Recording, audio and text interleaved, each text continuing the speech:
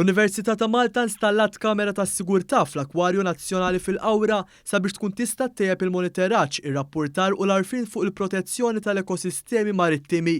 Din hija installazzjoni tal-ewwel tax-xorti tagħha f'Malta u hija f'konformità mal-inizjattivi li qed tieħu l-Unjoni Ewropea favur aktar turiżmu innovattiv kif ukoll mal-attivitajiet favur aktar litteriżmu fuq il-baħar u attivitajiet ta' disseminazzjoni ta' natura 2000. Dal-istazzjon tkellem mal-Professur Alan Deidun, lettur u riċerkatur tal-ġeoxjenza fl-Università ta' Malta fejn spjega kif ser tkun qed taħdem din il-kamera.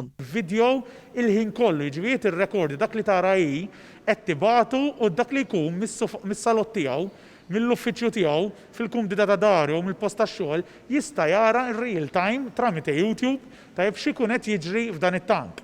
Issa, għada pitada x'kien jgħaddi tgħaddi x-xitwa u forsi anke naqra rebbija għax dawn huma staġuni li huma sinonimu mal-temp.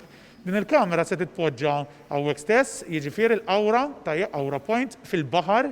Dan il-proġett huwa parti mill-Harmony Italia-Malta Project, proġett li qed isib fondi Ewropej u li qed jimmira li jipproteġi l-biodiversità fiż-żona bejn l-Italja u Malta. Preżenti għal din it-tnedija kien hemm il-Ministru għall-Ambjent Aron Farrugia, il-Ministru għat-Turiżmu Giulia Farrugia Portelli u s-Segretarju Parlamentari għall-Fondi Ewropej Stefan Zrinzozzo Pardi fejn spjegaw kif dan il-proġett se jkompli jipproteġi l-ibħra li jdawru lil pajjiżna u li b'dan se ngawdu aħna u l-ġenerazzjoni futura.